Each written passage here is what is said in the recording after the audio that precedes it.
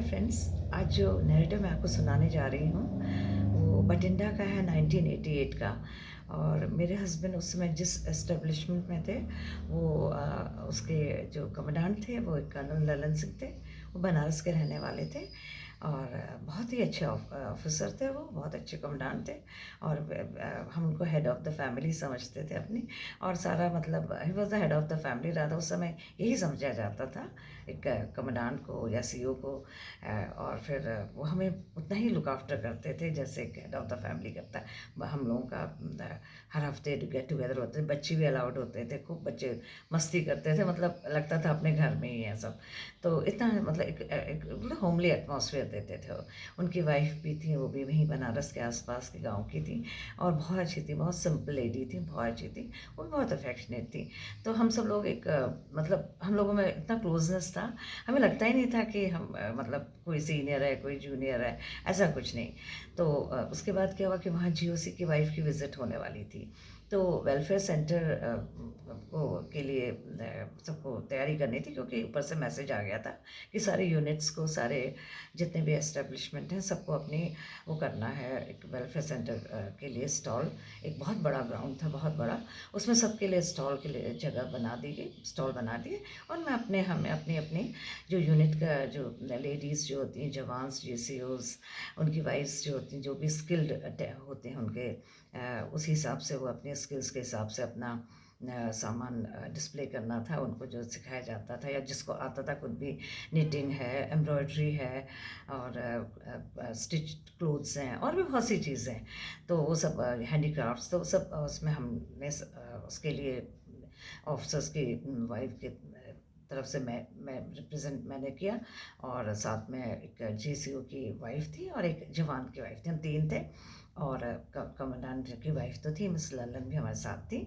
और हमने अपना स्टॉल अच्छे से सेटअप कर दिया और फिर वी वर वेटिंग कि अभी जीओसी की वाइफ आएंगी तो फिर उससे जो दिखा जाएगा उसका, उनका जो जब देखेंगे मतलब राउंड होगा, उस राउंड करेंगे उस समय, तब देखेंगी वो हमारा क्या सब।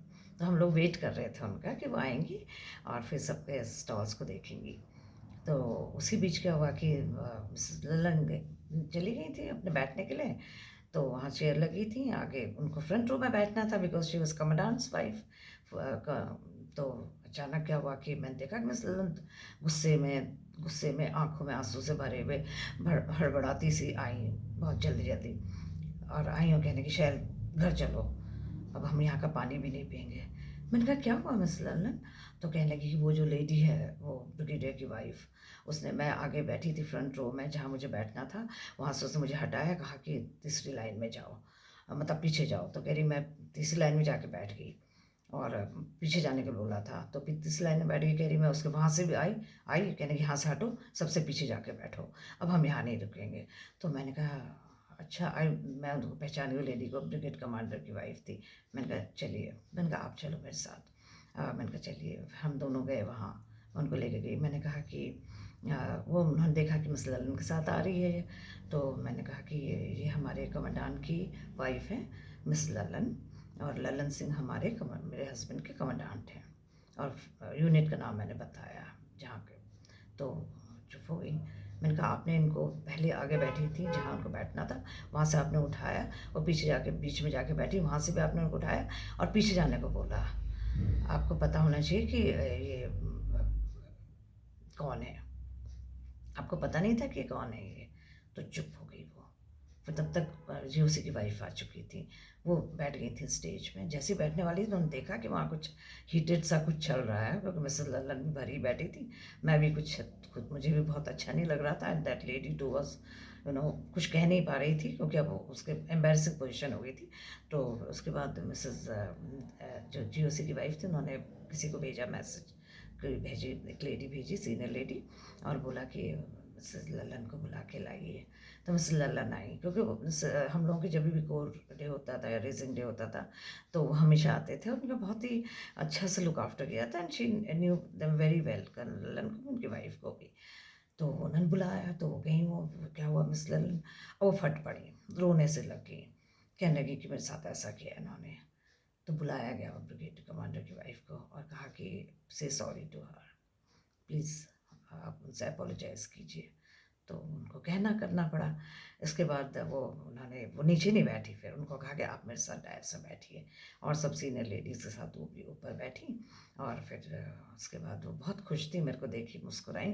फिर हम स्टॉल चले गए, उसके बाद उनका विज़िट हुआ हर हर स्टॉल में, और मिस ललन भी साथ थी, बड़ा अच्छा लगा उनको। हमारा स्टॉल काफ़ी अच्छा था, तो बस उसके बाद बात ख़त्म हो गई। उसके बाद हम थोड़ी देर रिफ़्रेशमेंट हुआ, शायद हुआ या नहीं हुआ, पर काफ़ी थकी-थकाई में रिफ़्रेशमेंट के बाद सीधे घर आ गई मैं, और थकी थी, और बस आए, और 1 घंटा भी नहीं हुआ था तो फ़ोन पे फ़ोन बजने लग गए घर के, हमारे लैंडलाइन। तो पता चला सारे ऑफ़िसर्स बधाई दे रहे हैं, कांग्रेचुलेट कर रहे हैं कि शैल ने बहुत अच्छा किया, ऐसा किया, अच्छा सबक सिखाया उस लेडी को। तो मैंने कहा कि सब फ़ोन करे मेरे हस्बैंड को, फिर उनके ऑफिसर्स भी, देन वाइफ्स ने मुझसे बात की, तूने अच्छा।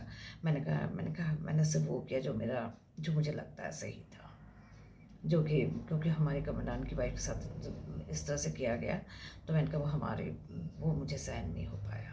वो सीधी हैं, इसका मतलब थोड़ी है कि उनके साथ ऐसा किया जाए। अगर कोई बहुत स्मार्ट लेडी हो तो शायद मैं उतना ना करती, लेकिन वो बहुत सीधी हैं, और उनके साथ ऐसा हुआ क्योंकि उनके सीधे साड़ी सिंपल थी, वो इंग्लिश नहीं बोल रही हैं, वो सिंपल हैं, तो इसका मतलब थोड़ी कि उनका इस तरह से उनकी इंसल्ट की जाए। तो फिर उसके बाद मिसेस कर्नल लल्लन का भी फ़ोन मेरे हस्बैंड को आया। फिर मेरी मेरी उन्होंने भी उनकी वाइफ ने भी, मिसेस लल्लन ने भी मेरे हस्बैंड से बात की, कहा कि शैल ने आज हमारी इज़्ज़त बचा ली। मैंने फिर मेरे से भी कहा उन्होंने, मैंने कहा मैंने किसी इज़्ज़त नहीं बचाई, मैंने कहा हमने अपनी इज़्ज़त बचाई है, आपकी नहीं। मैंने कहा सारी यूनिट की इज़्ज़त है इसमें। फिर इसके बाद फिर बस शाम को फिर कुछ ऑफिसर्स आए जो मेरे हस्बैंड के क्लोज थे, उन्होंने अपनी वाइफ्स के साथ then they had a drink, और फिर खाना खा के मैंने जो थोड़ा बहुत मतलब बनाया, जो भी बनाया, फिर खा पी के सब लोग गए, तो एवरीबडी वाज अप्रिशिएटिंग। तो मैंने कहा कि मैंने वही किया जो मेरे दिल ने कहा। मैं हमेशा अपने दिल की सुनती हूँ, दिमाग की सुनती तो मुझे लगता कि अरे ये तो ब्रिगेड कमांडर की वाइफ है, ब्रिगेडियर है, मैं क्यों इसके साथ, ब्रिगेडियर की वाइफ है, मैं क्यों इसके साथ पंगे लूँ। और ज़्यादातर सभी वही करते कि सीनियर ज़्यादा, जो सीनियर है उसको फेवर करते, पर मैं उनमें से नहीं हूँ। मैंने कहा मैं तो सिर्फ अपने दिल की सुनती हूँ और वही करती हूँ जो मुझे सही लगता है। Thank you so much.